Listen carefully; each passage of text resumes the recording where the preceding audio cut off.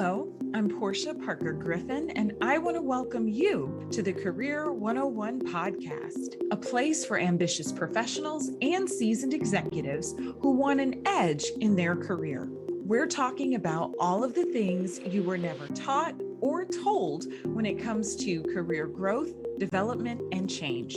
Now, let's get into it.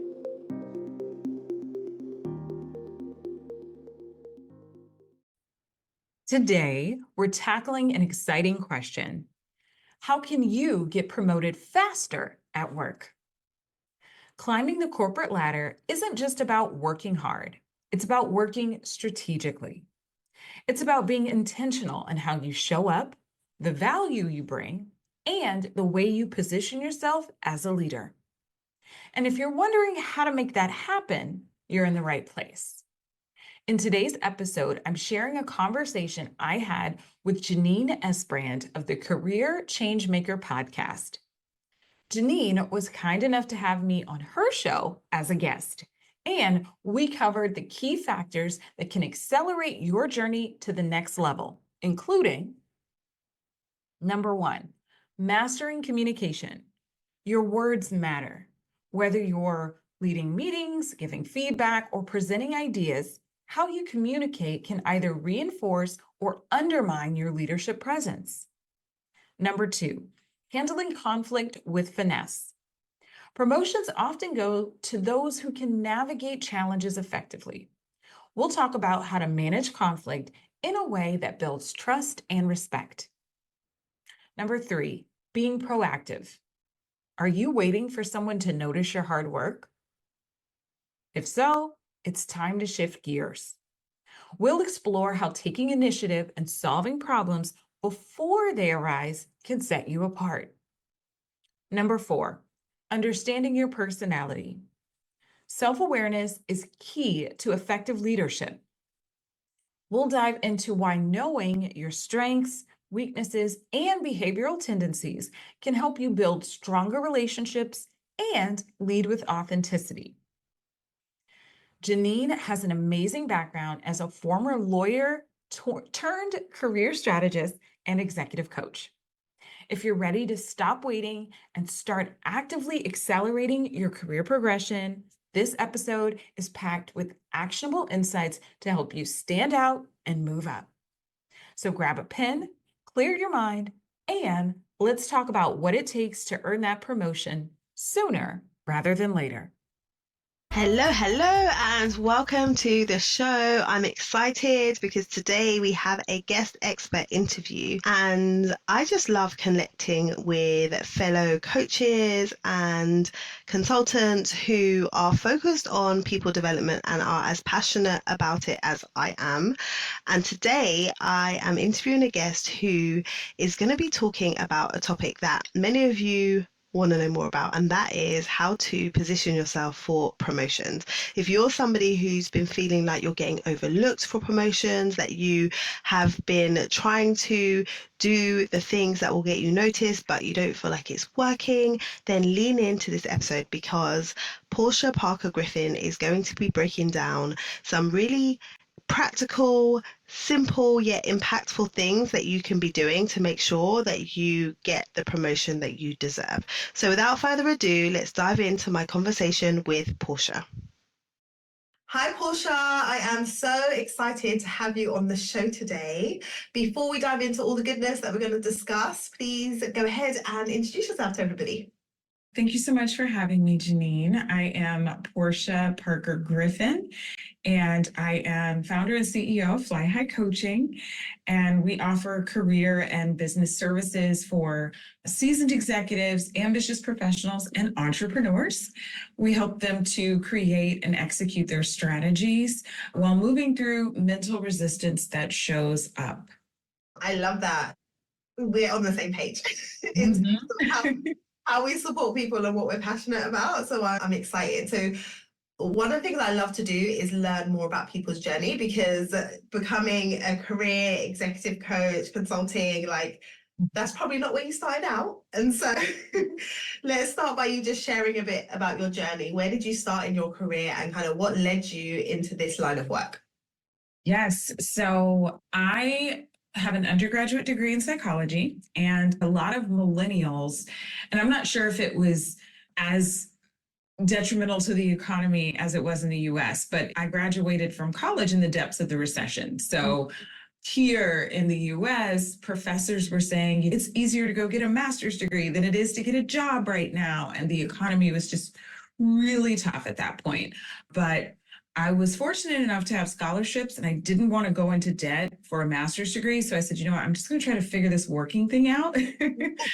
Yeah, so I moved around as a kid and I said, you know what? I've always wanted to live in Los Angeles, California. It's literally 3 months after my graduation from college, I moved to LA and I fell into the world of tax credit consulting, which is painfully boring, but it's a very specific sect of financial consulting for businesses.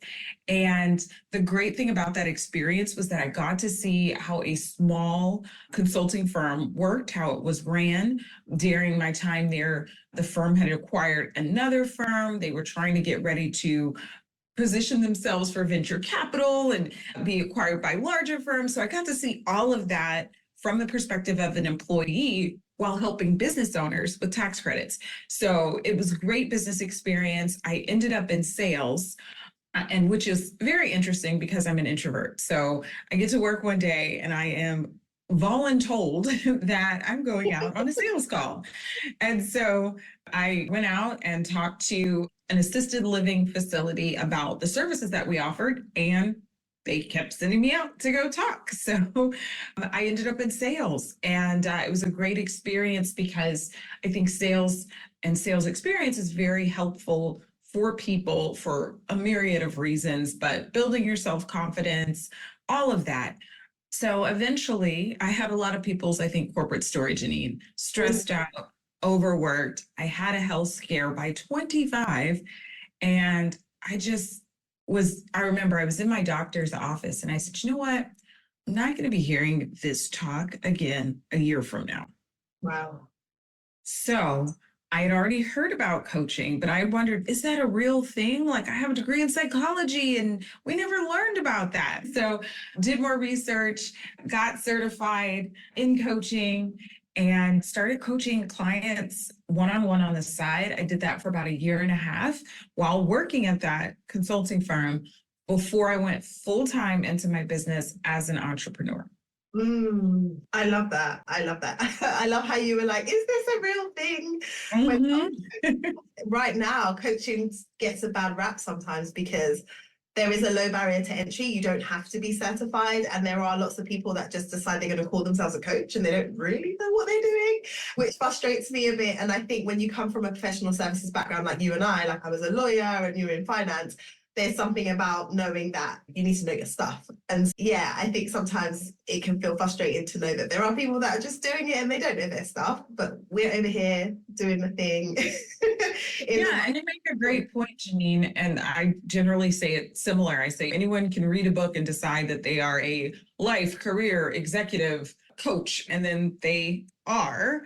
And unfortunately, sometimes I've come across clients who've had bad experiences with coaching and people who have just said they were a coach one day. And I think it is important to get additional training, certifications, like you mentioned, be professional with what you do.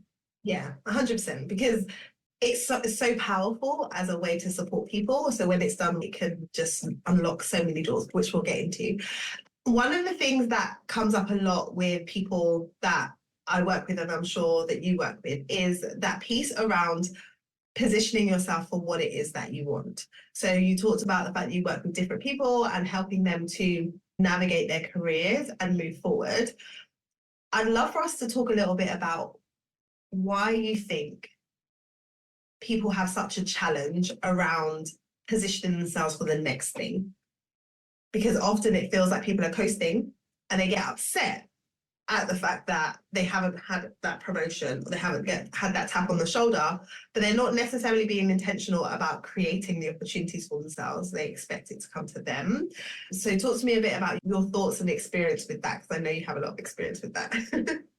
Yes, you are right. Often people are surprised when they are overlooked for a promotion or if they formally apply for one and they don't get it. I think that it's really important to intentionally position yourself for a promotion.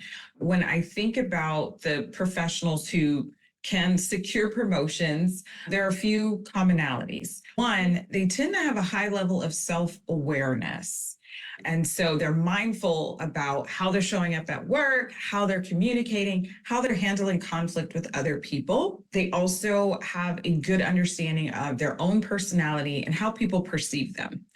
And that can be a whole different conversation, but it is important to know what your reputation is, to think about that proactively within your organization and fix it, right? Or try to fix it if you, for some reason, do not have a good reputation within your organization.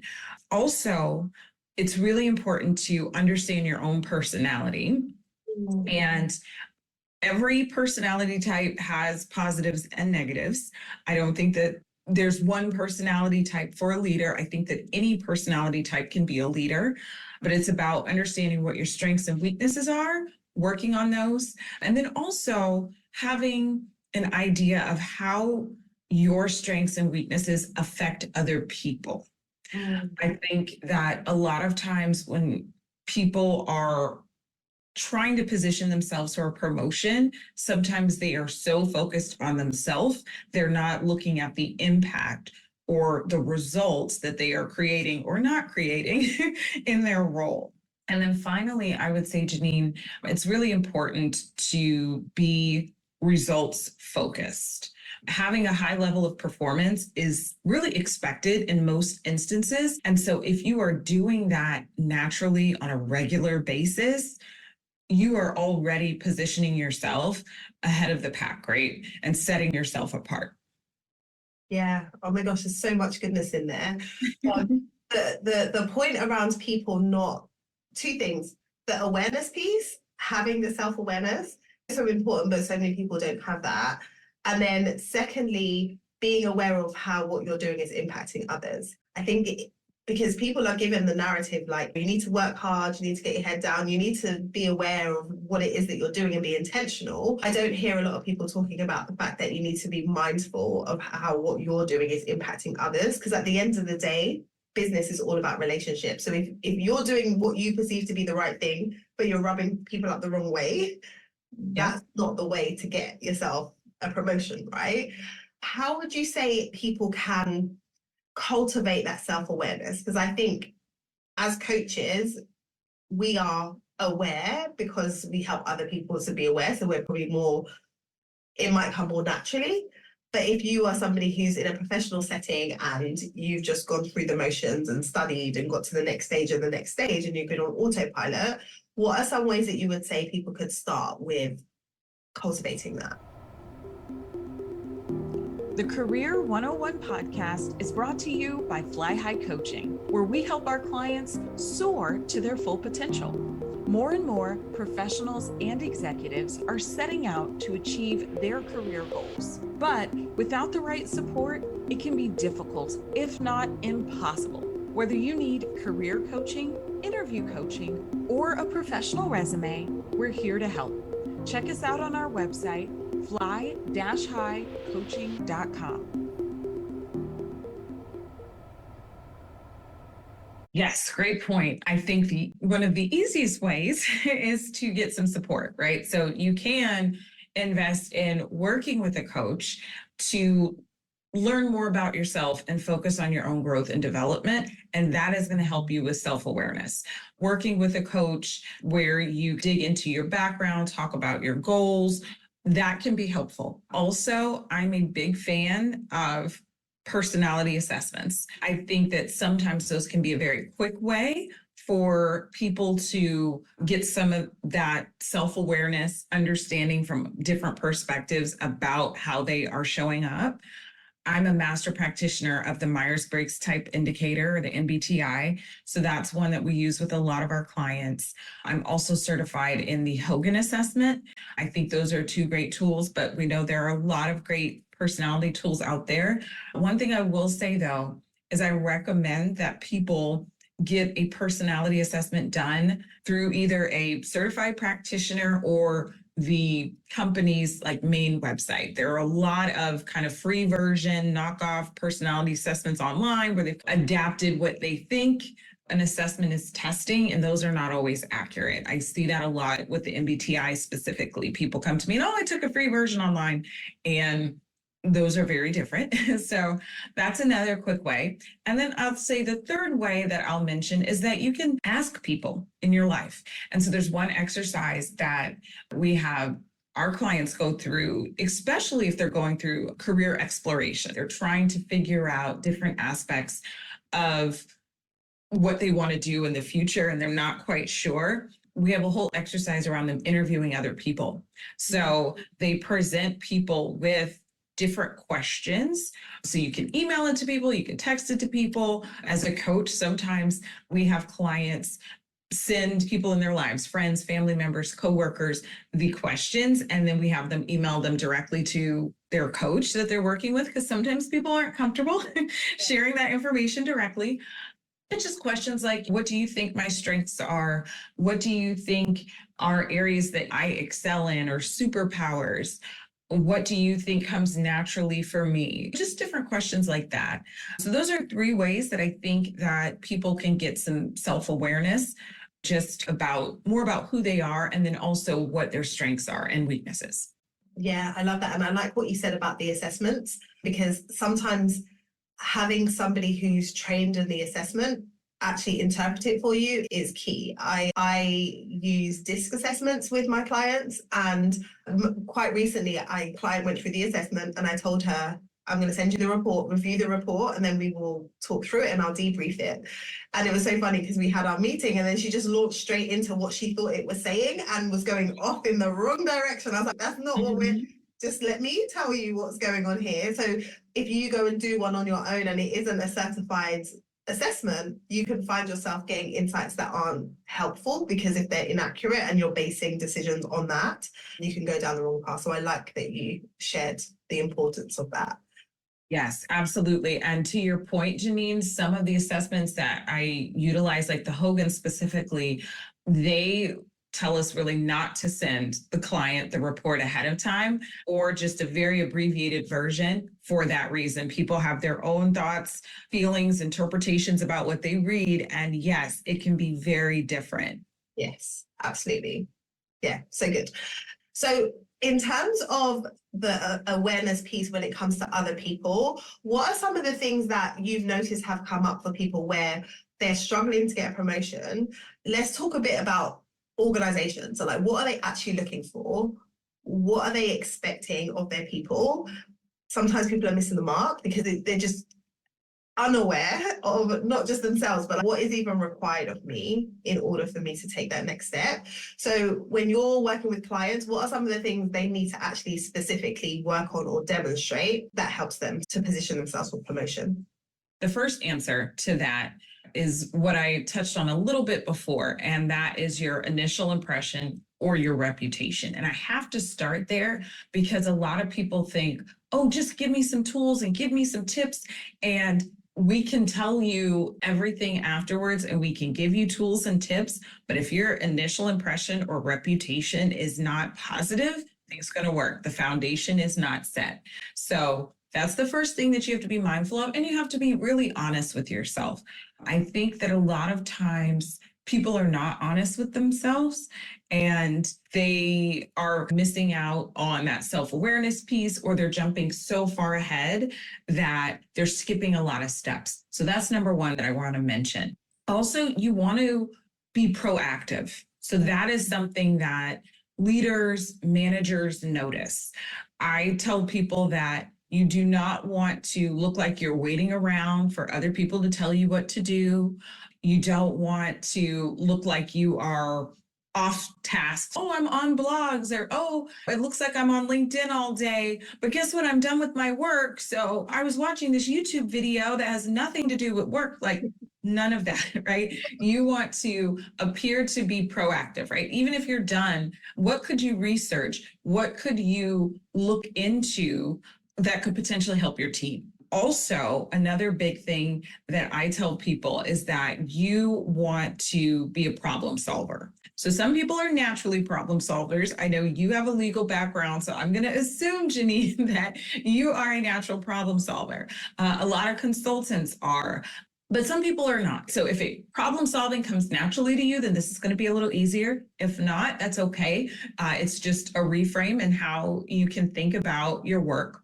But if you are actively, I call it finding gaps, finding challenges, problems, or just maybe smaller inefficiencies in your role or how your team or department works, and then you take it upon yourself to offer some solutions. One, you're appearing proactive, and two, you're appearing to be a problem solver. So those are all things that you can do on your own without a directive from your leader or your manager that shows, hey, this person sticks out. This person could handle more responsibility. So I think that those are a few things just right off the bat. Yeah, so good. That proactive piece is golden. Just even having people on my team, if you're proactive and you can make my life easier immediately, I'm just like, yes, this person. So that's so important. So if someone's listening to this right now and they're like, oh, I don't know if I have a good reputation and I don't know if I made a good impression, is that something we can clean up? And if so, what would be some steps that you could take to be like, okay, how do I reset this now that I'm coming with more intention? So yes, you can clean up your initial impression or reputation, but you've got to realize that it's going to take some time. So what can sometimes be unfair is that it can be quick in terms of forming that initial impression, and it can take a lot longer to change that.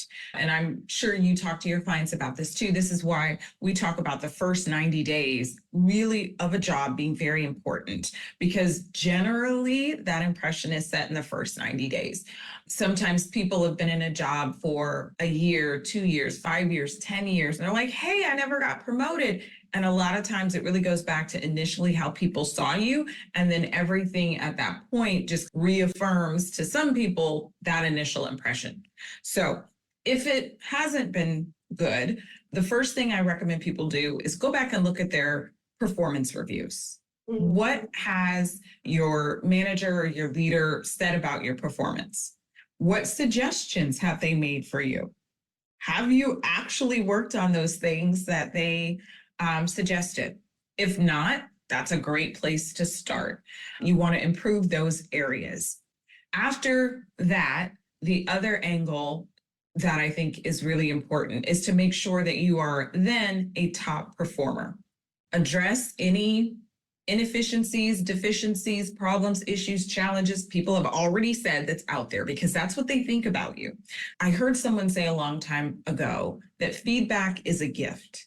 And sometimes we have to change how we're thinking about feedback, but it's a gift. They're telling you what they think about you and what they think you need to work on. So taking that into account and then becoming a top performer. So top performers generally get the opportunities, they get thought about for promotions, they get tapped on the shoulder, they get the special projects, the great assignments, the high visibility projects that happen. Yeah, so good. This is just great. And I think that sometimes people can wait and just be waiting and just feeling like they're working hard and that's going to do it. But I love these tips because it's be proactive. And if you've been sitting in your role for a long time and you're not getting promoted, like maybe you need to go back and assess, have I set the right foundation here? Are people seeing me in the right light? And am I actually a top performer? And to be a top performer, you have to be getting results, right? So being results focused, like you said earlier, is important. This is so good. This is so good. I agree. Anything else that you would add in terms of people that are looking to move up into leadership that you haven't mentioned already? Yes. So one other main thing to think about is networking. It is extremely important when you think about getting noticed for a promotion. And the amount of networking you do is probably going to depend on the size of your organization. So we have clients that work for large multinational corporations, and then we have clients that work in small businesses. And how they network in those two environments can be very different. I generally think that it's best to start networking on your team and in your department. And then if you're in a large organization, then you start branching out and networking with other teams or other departments that you collaborate with regularly. And then finally, you can just think about general networking across the organization with just different departments or different functional groups. Networking, sometimes there can be some resistance around it, depending on your personality. We go back to that. So like I shared earlier, I'm an introvert, and the whole thought of networking, especially early in my career, was very overwhelming. There are specific things you can do just depending on your personality. But I think one of the big overarching themes, regardless of your personality, is to be genuine in your networking. Many people come across as self-serving when they're networking. So they're having like very superficial conversations, and then they're looking at or trying to figure out, is this person important? Can this person help me? Or do I just need to quickly move on and talk to somebody else, right? You don't want to come across that way. And if you have that energy and that kind of mental thought around people, that's something that you really want to think about before you start networking. So you really want to be genuine in your networking, and then also not spread yourself too thin. I've also seen some people take it to the extreme where they're like, I'm going to go to every networking event and every social event for the company and every ERG or employee resource group, and they're spreading themselves too thin. And they're trying to network with 20 different people in all these different groups. I think that it's important to just focus on a few to a handful at once and then organically network with more people from there. Yeah, because I always say to people with networking, if you switch out networking as a term and replace that with relationship building, it can feel so different. And ultimately, that's what it is. If you're like, okay, who do I want to build relationship with? Be intentional about that and not try and build relationships with so many people, but actually deeper connections can go a lot further.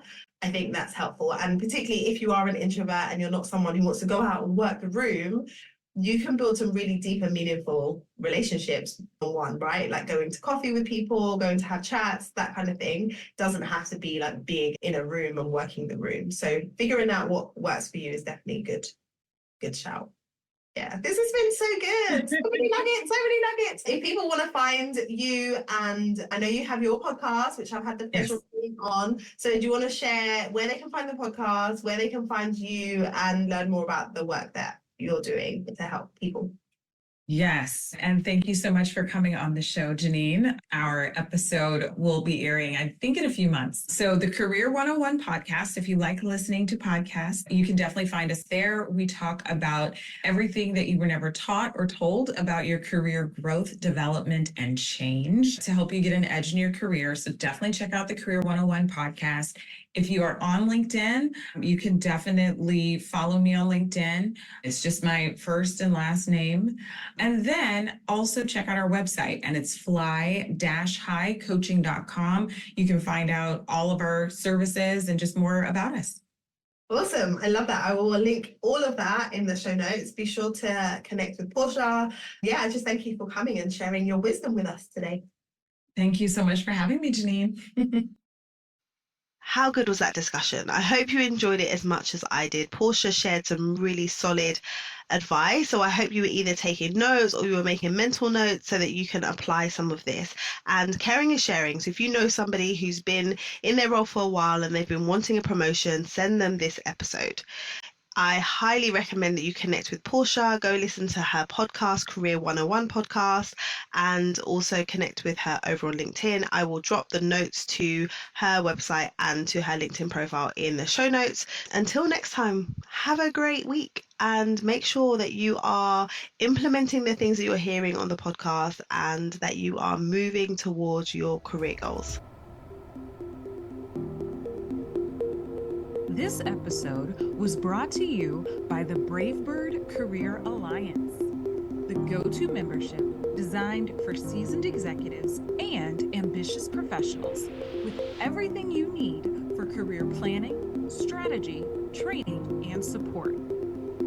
Thank you again for listening to the Career 101 podcast. I hope you have at least one key takeaway that you can use in your own career. If you enjoyed hanging out with us, please rate, subscribe, and share this podcast. Until next time, here's to your success.